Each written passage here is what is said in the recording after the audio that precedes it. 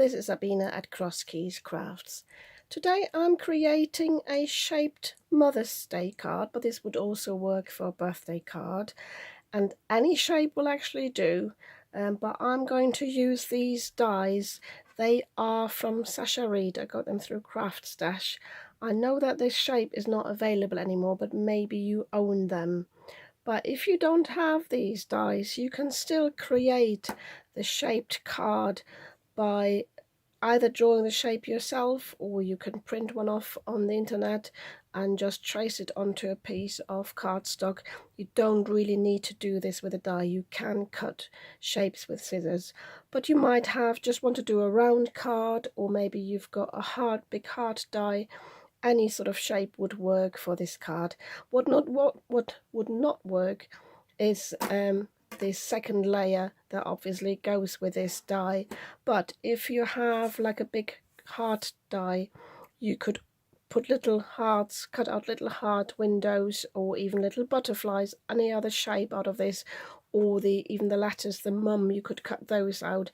Today I'm going to use this one though and cut some windows in this, basically to let the cardstock peep through. So I'm using these two. This is the plain one, and this is the layering die, which is the one with the biggest holes in this. They come in a set of 4.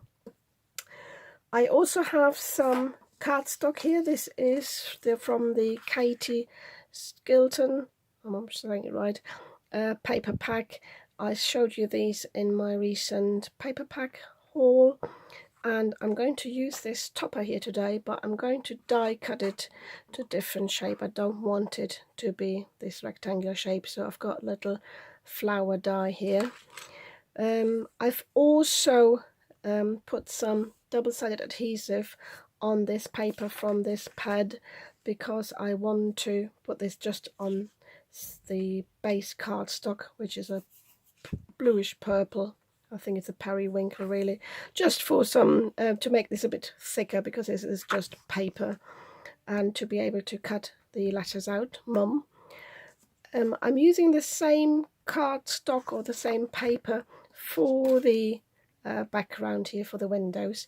At first I thought I'd use some flowery paper, but I found that it didn't quite work, so I just used this die and I just put it over the top, and I had a look whether the pattern actually makes sense, and this was fine because it's just a small background pattern.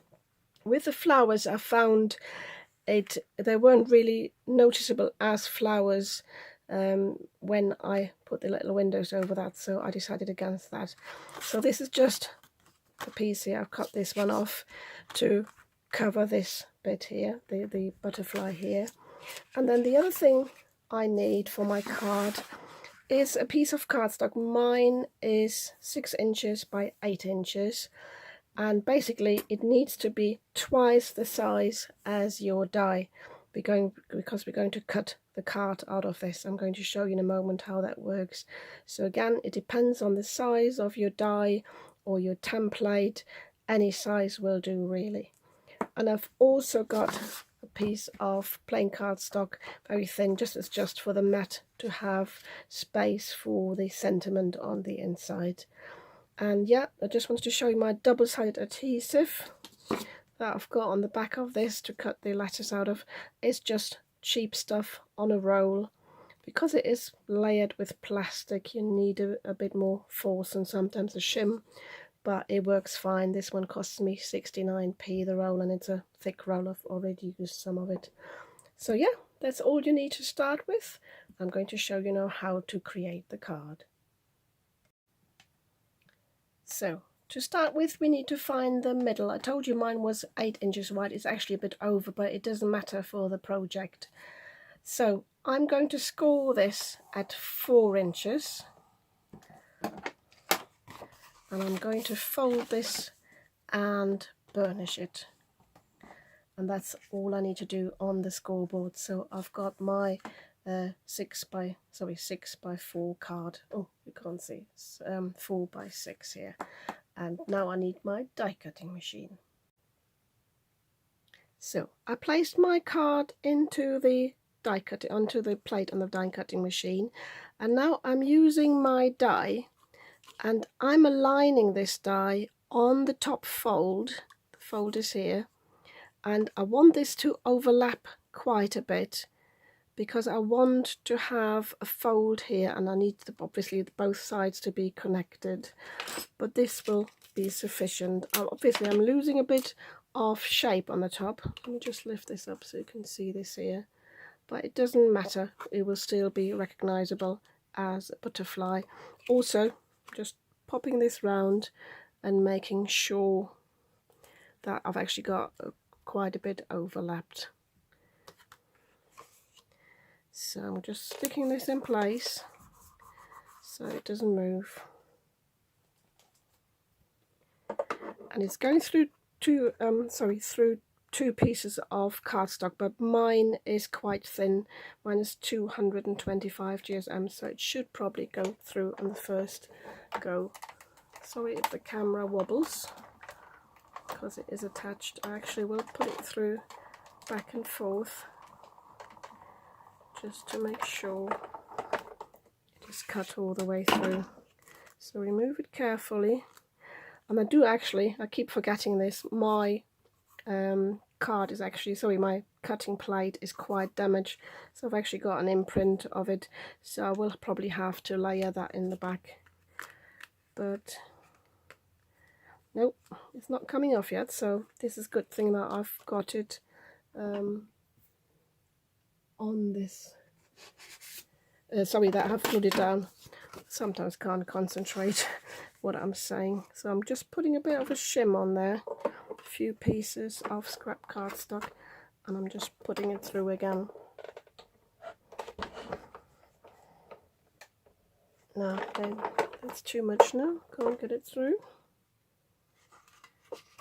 Test with your own die cutting machine what you can or can't put through.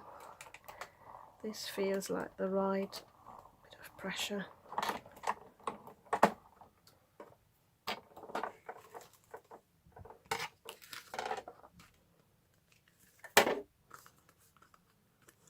Still not releasing at the bottom quite. Yeah, oh, it is now. Okay, so I can take this off now.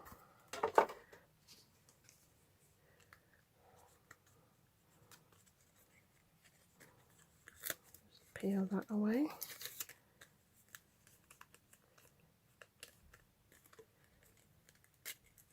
There we go. So, there we go. So you've got a card and it's attached at the top, and you can fold it open like a top folding card. So now we need to create the see-through windows. So what we do for that is I'm going to open the card. Nope, yeah, I have to open it. And I'm going to line this up. Best do it from the back so you can see where the lines are for the die. And again, I'm gluing this in, or sticking this in place, so just put that through here. But when I'm going to cut this now, I'm going to make sure that my top cutting plate only reaches the top here. I don't want to cut through the top layer here, because then I will cut it off. You can, if you want to, if you're not so sure about this, you can, let me just get this on the other side. You can cut all these separately and then just attach them with a little flap. Now it's come off. So I'm glad I'm making a mess of this on camera, because you might have the same problem. And I sometimes find that YouTubers, they edit so much that you can't really see what can go wrong, and I'm like this. It's easier for me to learn from mistakes than from things that go right. So your cutting board normally has a bit of a slope here, and the line here you want to line up with the top window there, with a top hole. So I have to give that a bit of a push now to get it through. Hope you can see what I'm doing. So I'm just cutting it to there, and I will actually, just having a look there, just go back now, and it should have cut the holes into it. Oh, one thing I forgot. There we go. I messed it up. It cut the feelers off. Obviously it did. Never mind. So these all come out, and these I will actually have to cut a bit with scissors. But I'm going to do that now, and I'm going to show you what it looks like. Okay, so the top hasn't quite cut through, but I didn't want to risk cutting this off. So I'm just using my scissors, and I'm just cutting along the line that is almost like a school line here. And tidy this up a bit.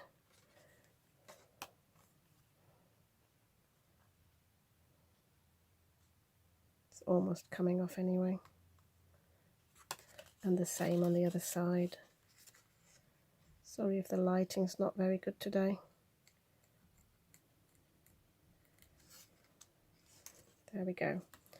So I will actually, I noticed even these feelers are a bit flimsy, so I think I'll leave them for now, because I'm sure I'm going to back this bit up here. It's just the cardstock is not very solid. So I'm going to now cut the layer in the yellow with the original die here, and then I'm going to cut the layer here in white to write the sentiment on, and I'm also going to cut another layer for the back where I had the imprint from the cutting board, and I'll probably do that either in the same colour. I'll have a look in a moment, decision. So that's what I need to cut, and I'm going to cut the letters as well and the sentiment, and I'm going to do that off screen, and I'm going to show you how to assemble it all. Okay, so I have cut all my bits. I just wanted to show you the letters. I don't know, can't remember whether I said earlier, it's a bit tricky to cut through the plastic here. Obviously, I forgot I actually stuck these down onto my periwinkle cardstock before, so I don't really have the release paper anymore. But still, the film that is actually the adhesive, that is still some sort of plastic film, and sometimes that makes it a bit difficult to cut through. So I had to tidy mine up a bit with my scissors, but they're fine now, and I needed an extra shim as well. So just be warned if you do that. If you have got some expensive double-sided adhesive, then that might not be an issue. Or if you struggle with this, just cut them separately and then glue them together afterwards. So I have cut all my layers now from the yellow cardstock. I found this one in the one of the Works paper pads that I showed you in my haul, and as I said, I cut the white one. So this is for the back, this is for the inside, and this is for the back of the front. But obviously our butterfly doesn't have this shape, so on all these pieces we need to cut the top off, and that is just very easily done. You just line this up with the card, as you can see there, and then you just use your scissors to trim these. Having said that though, this is just an indicator, because don't cut through the purple cardstock. You need to cut another slither off, because obviously that is outside the score line, so you need another slither to allow for the score line. And also, because I've got nothing to back this now, I'm going to cut the feelers off the front using my curved nail scissors for that.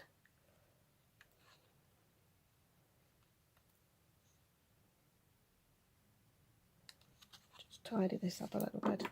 So I'm testing this now. This will go on the back of here, making sure this will fit and sit neatly behind. I could actually cut it a bit straighter there. Sorry if I'm going off camera, I'm very up close with the camera at the moment. So yeah, that will fit here nicely. I'm going to use my zig glue. I'm going to find that in a second and show you what I'm using, because that allows me to put glue behind all these fine bits here, and gives me a bit of time to adhere this. So this goes on the back here, and as I said, this one will go on the inside, and I'm going to leave this with the feelers on here, because when I close this, obviously it doesn't close now because I need to cut this down, the white feelers will actually show, I think. Or maybe I'll leave the purple ones. Yeah, I'll cut them off the white one, but I think I will leave them on here just to strengthen these a bit. I'll have a look, I'll have a think. I might want the white cardstock as well to strengthen these. So as I said, I'm going to chop these off at the top and glue them down. And I had already had a play with my toppers here, and I found actually this one's a bit too big for the outside. At first I thought maybe I'd just pop it there and then put the lattice here, but I was contemplating whether that was actually a bit too much. I'll have another think whilst I cut these down. The other alternative was for me to just pop these in the middle here, have them nice and symmetrical, or I might contemplating whether I should cut these in different colour just for some more contrast. I'll have a think and I come back and show you the finished result. Okay, my card is finished. As you can see, I dismissed the idea of using the yellow letters because there wasn't enough contrast. They were getting a bit lost, and I also decided not to use this topper, although it would have been nice somewhere, but the card itself is quite small and I thought this might have been a bit overwhelming. I might at one point just pop it down here because it just fits onto the wing quite nicely, but I'll have a think about this. So as you can see, I've put letters on in white and I've just doubled them up to make them a bit thicker, and I have layered this, as I said, with the pattern cardstock, this with a white cardstock, and I left the white underneath to strengthen the feelers there, but the ones I cut off the yellow cardstock, I just glued them on here, and I think that looks really nice when it's closed because it looks like it's one piece. By the way, this is the glue pen I was talking about. It's the Zig two-way glue, and that's really great. You can just apply it like a pen. You can get them different thicknesses, and it turns tacky. It's blue, and when it gets clear, it is tacky, and it's very easy to apply then the intricate design. So I used it on the back of here and just pressed the paper down, and then on the back again to hide the imprints of my cutting plate, I just put this cardstock on, and again I left the feelers on there. So yeah, a tiny little card. As you can see, this is my hand. It is quite a small card, but it is 4 inches by, well, it's 5.5 inches wide, so it just fits in a 5x6 envelope. But I think it's really cute, and you might just want to use it as a little sort of gift card, as in gift token, not like a proper greeting card to put maybe with a gift. But yeah, I think this is really cute, and yeah, if you like this card, you might want to give me a thumbs up. And if you'd like to see more of what I'm creating, I've got a few more Mother's Day cards coming up, then yeah, you might want to subscribe to my channel. I'd be very happy about that, and I'll see you soon with the next video.